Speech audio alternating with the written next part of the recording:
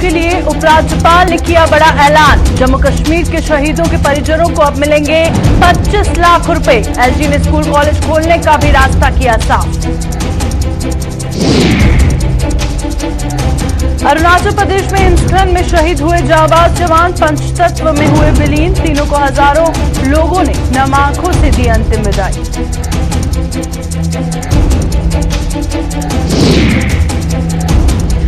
पाक handler Yusuf Bloch के संपर्क में थे। सोपोर में पकड़े गए अलबदर के तीनों आतंकी। 4 मददगार 20 चढ़े सुरक्षा बलों के हाथ थे। भारी मात्रा में हथियार व गोला बारूद बरामद।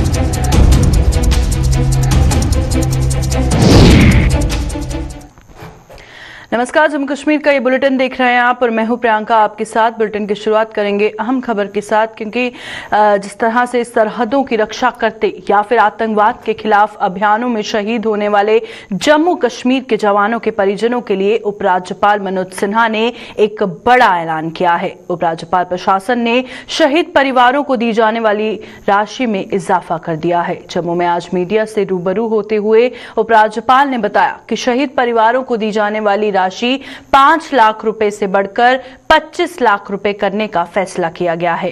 उन्होंने बताया कि जम्मू कश्मीर का जवान अब चाहे जम्मू कश्मीर में या फिर किसी दूसरे राज्य में शहादत पाता है तो शहीद परिवार को जम्मू कश्मीर प्रशासन की ओर से 25 लाख रुपए की राशि दी जाएगी। उधर कोरोना महामारी के कारण बंद पड़े स्कूलों में भी अब जल्द ही बच्चों का शोर गूंजने वाला है और उपराज्यपाल ने बताया कि 9वीं से लेकर 12वीं कक्षा तक के स्कूल सोमवार या फिर मंगलवार को शुरू कर दिए जाएंगे और इसके ठीक एक हफ्ते के बाद 8वीं तक की कक्षाएं और कॉलेज भी खोल दिए जाएंगे।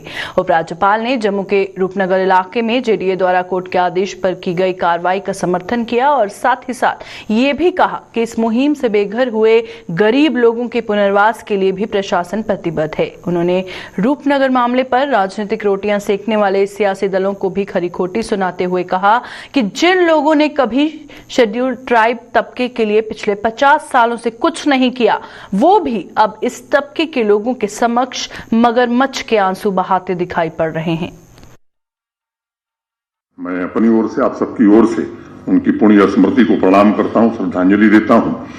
अब तक जो कानून था, जम्मू कश्मीर का रहने वाला कोई सेना का जवान अगर शहीद होता था दूसरे प्रदेश में तो 4 लाख रुपए की सहायता दी जाती थी। यहां 5 लाख रुपए की अगर यहां होता था। हमसे लोग मिलते रहे, आर्मी के लोग भी, उनका जो संगठन है वो भी मिलता रहा है। उनकी मांग थी कि देश के दूसरे राज्यों में ये जो अमाउंट है वो बहुत ज्यादा है। वो प्रक्रिया में था। मुख्य सचिव, जैसे मुझे जानकारी मिली, मैंने उनसे बात की। उन्होंने कहा कि बस 1-2 दिन में फाइल आपके पास पहुंचने वाली है। हमने कहा कि 1-2 दिन नहीं, आज जो 2 शहीद हुए यहीं से शुरुआत करते हैं और ऐसे हर शहीद को, चाहे बाहर शहीद हो चाहे जम्मू कश्मीर, 25 लाख रुपया जम्मू कश्मीर प्रशासन देगा। 10th, 11th, 12th ये क्लासेस बीच में चले थे, लेकिन बाकी क्लासेस 2 साल से नहीं चले। जिला मजिस्ट्रेट मैंने डीसी और वहां के एजुकेशन अफसर, दोनों डिवीजन के डिविजनल कमिश्नर को एम्पावर किया गया है। कश्मीर डिवीजन में अभी विंटर हॉलीडेज है 1 मार्च से, और जम्मू डिवीजन में 9th, 10th, 11th, 12th अति शीघ्र अपने अपने जिले में जिलाधिकारी डीसी घोषित कर देंगे और बाकी सभी कक्षाएं मैं उम्मीद करता हूं किसी हफ्ते, आज सोमवार मंगल से शुरू हो जाएंगी। बाकी कक्षाएं भी अगले सोमवार से सभी स्कूल कॉलेज पूरी तरह से फंक्शनल हो जाएंगे। हम इस पीड़ा को समझते हैं, अभिभावकों के भी और बच्चों के भी। 2 साल उनके लिए निश्चित रूप से बहुत ही खराब रहा है। हम कोशिश करेंगे अपने उच्च शिक्षा विभाग और माध्यमिक शिक्षा विभाग के जो हमारे अध्यापक हैं, जो हमारे सहयोगी हैं, पूरी शिद्दत से कि 2 साल में जो कमी आई है उसे व्यवस्थित ढंग से मेहनत करके बच्चों के भविष्य को बनाने में हम सब योगदान दे सकें। एक रूपनगर में अतिक्रमण हटाने की घटना को लेकर के काफी कुछ मीडिया में भी आया है और कुछ लोगों की भावनाओं को भड़काने की भी कोशिश की जा रही है। मोटे तौर पर रूल ऑफ लॉ जो कहता है उस हिसाब से कार्रवाई हुई है, माननीय उच्च न्यायालय के निर्देश पर कार्रवाई हुई है। बावजूद इसके मैं ये बात कह सकता हूं कि अगर समाज में जो गरीब लोग हैं उनको ये प्रशासन पूरी तरह मदद करना चाहता है, लेकिन किसी को अगर जमीन आवंटित पहले से की गई है उस पर किसी को रहने का अधिकार भी नहीं दिया जा सकता है। पूरी संवेदना के साथ मैं आप सबके बीच ये बात कहना चाहता हूं कि जिनको आवंटन है उनको जमीन भी मिलनी चाहिए, और यदि गरीब लोग जो वहां किसी तरीके से रह रहे थे उसके लिए भी हम सहानुभूतिपूर्वक विचार करके उनके रहने बसने का इंतजाम शिद्दत से करने का भरोसा देते हैं। राजनीति आ जाती है, जिन लोगों ने कभी अनुसूचित जनजाति माने शेड्यूल्ड ट्राइब्स के लिए पिछले 50 सालों में कुछ नहीं किया, वे भी बयान दे रहे हैं। मैं किसी के राजनीतिक भाषण और बयान पर नहीं जाना चाहता हूं, लेकिन मैं इतना कहना चाहता हूं आज कि पिछले 1-1.5 वर्षों में ट्राइबल कम्युनिटी के लिए जो काम इस शासन ने, इस प्रशासन ने किया है, शायद 70 वर्षों में नहीं हुआ है। वो चाहे फॉरेस्ट राइट एक्ट का मामला है, इसके कारण उनके जीवन में आमूलचूल बदलाव आया है। सारी समितियां बनाना, इंडिविजुअल और कम्युनिटी राइट देना, उसके आंकड़े मेरे पास हैं, आपको उपलब्ध करा दिए जाएंगे प्रक्रिया में। इससे पहले उपराज्यपाल ने जम्मू में साबरमती की तर्ज पर बनने वाले Tawi river front development project का शिलान्यास किया।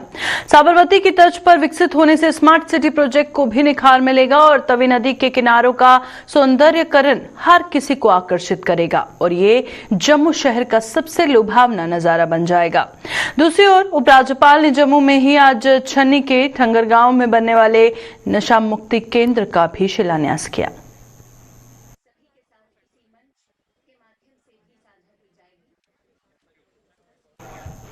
अरुणाचल प्रदेश में हिमस्खलन की चपेट में आकर शहीद हुए जम्मू सूबे के सेना के 3 जवान आज पंचतत्व में विलीन हो गए। इनमें से कठुआ के लखनपुर के जंडोर गांव के शहीद जवान अरुण काटल का पार्थिव शरीर गांव पहुंचते ही वहां कोहराम मच गया। परिजनों के अंतिम दर्शन के बाद शहीद अरुण काटल को सेना की सलामी के बाद पंचतत्व में विलीन कर दिया गया। उनके अंतिम संस्कार पर पीएमओ में राज्य मंत्री डॉक्टर जितेंद्र सिंह व पूर्व मंत्री चौधरीलाल सिंह सहित अन्य लोग भी मौजूद रहे। उधर खोड़ के गांव डोरी डगेर निवासी हवलदार जुगल किशोर तथा चक मलाल के सिपाही विशाल शर्मा को भी आज हजारों लोगों ने नम आंखों से अंतिम विदाई दी, जिन्हें पंचतत्व में विलीन कर दिया गया।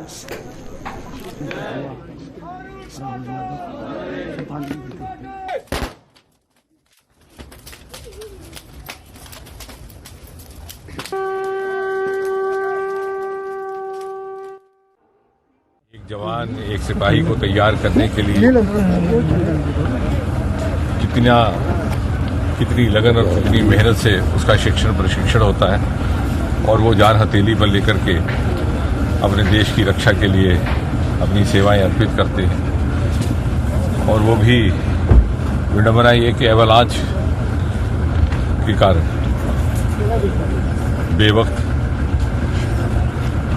आकस्मिक, जाहिर है परिवार के लिए भी ये क्षति झेलनी कोई सरल नहीं है, जैसे आपने दृश्य देखा।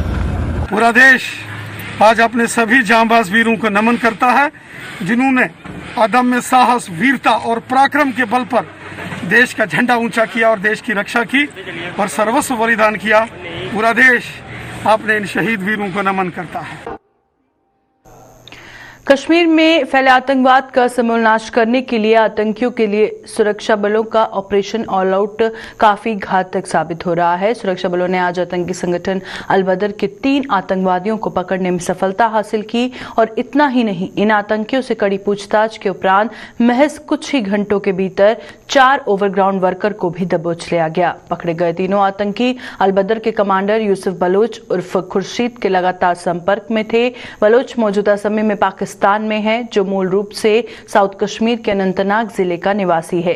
यह आतंकी सुरक्षा बलों पर अटैक करने का ताना बाना बुन रहे थे, लेकिन समय रहते पुलिस के हत्थे चढ़ गए। और उत्तरी कश्मीर रेंज के डीआईजी उदय भास्कर ने बताया कि यह ऑपरेशन सेना, जम्मू कश्मीर पुलिस और सीआरपीएफ द्वारा संयुक्त रूप से चलाया गया था। पकड़े गए आतंकियों से भारी मात्रा में हथियार व गोला बारूद के अलावा 3,86,000 रुपए की नकदी व अन्य सामान भी बरामद हुआ है।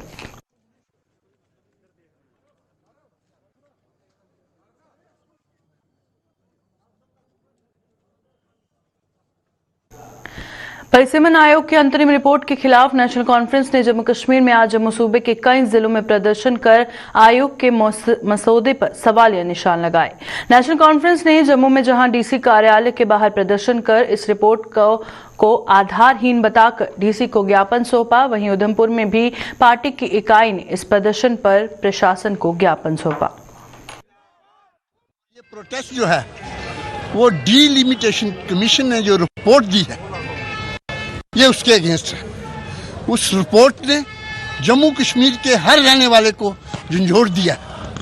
हम समझते हैं कि ये रिपोर्ट जो है टोटली बेसलेस है, इनका कोई मतलब आधार नहीं है, कोई पैरामीटर इन्होंने अडॉप्ट नहीं किया है, कोई पॉपुलेशन का लिहाज नहीं किया है, कोई सिस्टम नहीं इन्होंने देखा जो नॉर्म्स है इनके, उसको पूरा वायलेट किया है। हमने ये प्रोटेस्ट, आज हमारा हर डिस्ट्रिक्ट हेडक्वार्टर पर प्रोटेस्ट चल रहा है कि ये जो इन्होंने रिपोर्ट दी है टोटली गलत है और नेशनल कॉन्फ्रेंस सिरे से इस रिपोर्ट को नकारती है, रिजेक्ट करती है।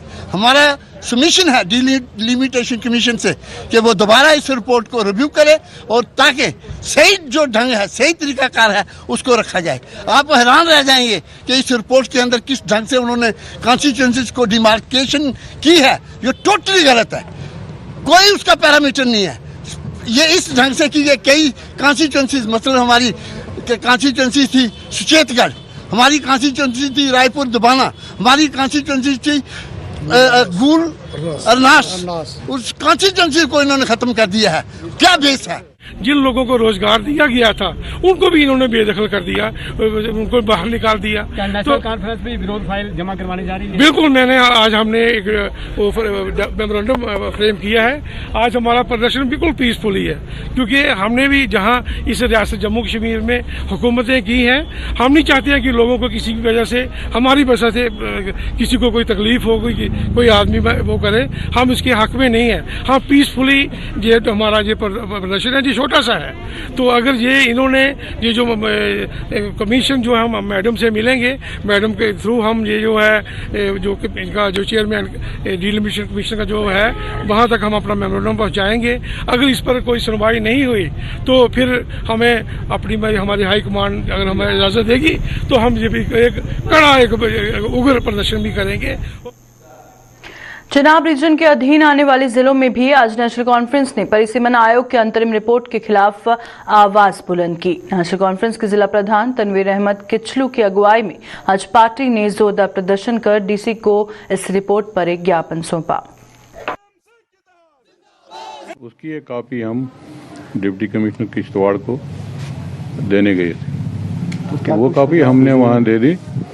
हमारा सुझाव जो है कि हम पहले कमीशन ने जो यहाँ कॉन्स्टिट्यूंसी एक और हमें प्रोवाइड की है उसका हम खैर मकदम करते हैं, लेकिन उसमें जब पहले कमीशन यहाँ आया था उन्होंने कहा था कि हम ये जो दूर दराज एरियाज हैं उनको भी कंसिडर करेंगे, बाकी अगर कहीं कमी पेशी हो उसको भी कंसिडर करेंगे, लेकिन दूर दराज इलाके मड़वा, वाड़वन, दच्चन, पाडर कॉन्स्टिट्यूंसी बनाई और मड़वा, वाड़वन उससे भी दूर दराज इलाका, उसको उठा के मुगल मैदान में डाल दिया, ताकि एडमिनिस्ट्रेशन को भी पता, या तो एडमिनिस्ट्रेशन किसने वो प्रपोजल दिया, क्या दिया, डीसी साहब ने हमें ये यकीन दिया, जब हमें पूछा जाएगा तो हम इसको प्रॉपर तरीके से प्रोजेक्ट भारतीय जनता पार्टी के राज्य प्रचार सचिव जुगल किशोर गुप्ता के निधन से पार्टी नेता और कार्यकर्ता गहरे सदमे में हैं। जुगल किशोर गुप्ता का पिछले दिनों पंजाब विधानसभा चुनावों के लिए भाजपा के प्रचार के दौरान अचानक निधन हो गया और आज भाजपा के जम्मू मुख्यालय में एक शोक सभा का आयोजन कर उन्हें भावभीनी श्रद्धांजलि दी गई। पार्टी के नेताओं और कार्यकर्ताओं ने दिवंगत जुगल किशोर द्वारा भाजपा को बुलंदियों पर पहुंचाने में दिए गए योगदान को याद किया और उनकी आत्मा की शांति की कामना की। हमें लगता है कि ये मृत्यु नहीं है, ये शहादत है। पार्टी के काम में पंजाब में गए थे, तबीयत खराब होने के बावजूद भी उन्होंने ये डिसीजन लिया कि वो कर्तव्य अपना निर्वाह करेंगे, इलेक्शन करेंगे, वापस नहीं आएंगे। बड़े ही कर्मठ जो है वो कार्यकर्ता थे भारतीय जनता पार्टी के। खुश रहने वाले थे, हंसता हुआ चेहरा दिखता था उनका जब भी हम पार्टी ऑफिस में आते थे। हमने अपना भाई, अपना मित्र खोया है और पार्टी ने अपना बड़ा एक संघर्ष में जीने वाला कार्यकर्ता खोया है। उनकी कमी जो है वो हमारे को खलती रहेगी, लेकिन जो उन्होंने रास्ता दिखाया है, अगर उस रास्ते पे हम चलें तो पार्टी भी मजबूत बनेगी, देश भी मजबूत बनेगा। मैं समझता हूं।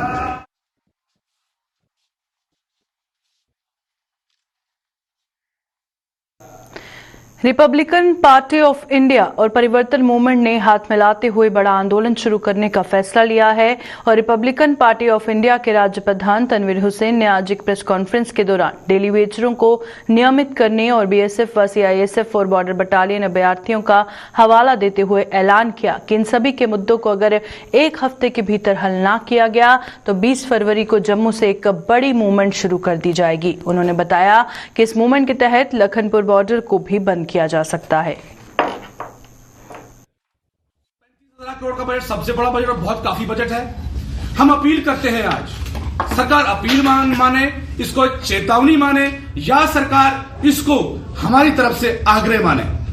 आज ये फैसला किया हमने कि जम्मू कश्मीर के जितने भी, चाहे वो डिलीजर्स हैं, वो बीएसएफ सीएसएफ के फिट एस्पिरेंट्स हैं, बॉर्डर बटालियन के फोर्स हैं, यहाँ के युवा हैं, आप Republican party of India Jammu परिवर्तन मूवमेंट के साथ खड़ा होने जा रही है। अगर आने वाले दिनों में एक हफ्ते का टाइम हम जम्मू कश्मीर के इलेक्शन दे रहे हैं, अगर आने वाले दिनों में जम्मू कश्मीर के 61,000 डेलीगेट्स है, अगर उनके लिए सरकार रिपब्लिकन पॉलिसी या मिनिमम बजट का ऐलान नहीं करेगी तो 20 फरवरी को जम्मू से एक बहुत बड़ा जो है मूवमेंट शुरू होने जा रही है, आंदोलन शुरू होने जा रहा है। 20 तारीख को प्रोटेस्ट होगा और उसके बाद लखनपुर बॉर्डर को जो है वो क्लोज किया जाएगा, उसके ऊपर भी काम होगा।